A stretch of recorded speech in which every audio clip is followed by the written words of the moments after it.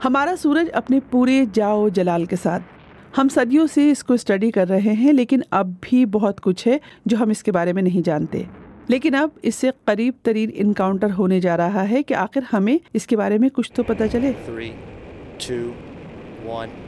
NASA کا Parker solar probe نظام شمسی کے قریب تر جانے کے لیے 2018 میں روانہ ہوا۔ یہ اب سورج کے مدار میں گردش کر رہا ہے اور قریب تر ہوتا جا رہا ہے، لیکن یہ حالیہ قریب ترین گزر ہمیں ایک نئی منزل کی طرف لے جا رہا ہے، یعنی سورج کو چھونا۔ اگرچہ ماضی میں ہمارے مشن سورج کے بہت قریب گئے ہیں، لیکن وہ اتنے قریب نہیں تھے کہ اس علاقے میں جا سکے جہاں یہ فزکس اور دوسرے تمام عمل ہو رہے ہیں۔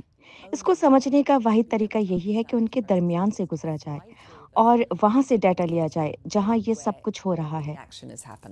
یہ مشن ماضی کے تمام ریکارڈ توڑ رہا ہے۔ پارکر سولر پروب کو سورج کے قریب سے 4,30,000 میل فی گھنٹے کی رفتار سے گزرنا ہے۔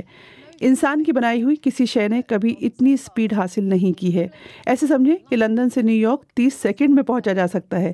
یہ پروب اپنے قریب ترین پوائنٹ پر سورج کی سطح سے صرف 3.8 ملین میل کے فاصلے پر ہوگی۔ اس سے پہلے کوئی خلائی جہاز سورج کے اس سے زیادہ قریب نہیں گیا۔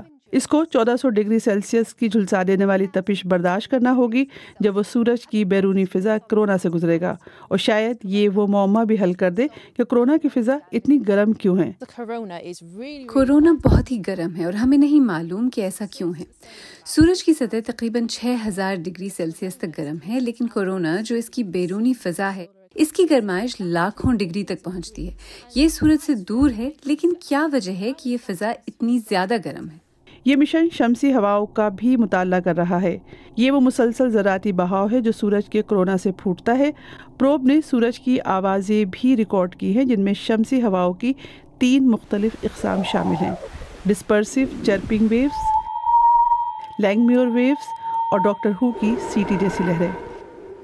جب یہ ذرات زمین کی میگنیٹک فیلڈ سے ٹکراتی ہیں تو آسمان روشنی کی دھاروں سے بھر جاتا ہے، جنہیں ہم ناردرن یا سدرن لائٹس کہتے ہیں۔ لیکن یہ خلائی موسم مسائل بھی پیدا کر سکتا ہے، جیسے بجلی کی گرڈز اور مواصلاتی نظام کو ناکارہ بنانا۔ امید کی جا رہی ہے کہ یہ مشن ہمیں اس خلائی موسم کو سمجھنے میں مدد دے گا، لیکن سب سے پہلے خلائی جہاز کو جھلسا دینے والی فضا سے کامیابی سے گزرنا ہوگا۔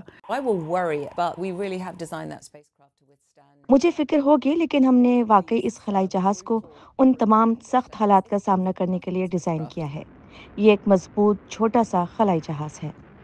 جب یہ خلائی جہاز سورج کے قریب سے گزر رہا ہوگا تو اس دوران کئی روز تک اس سے رابطہ نہیں ہو پائے گا۔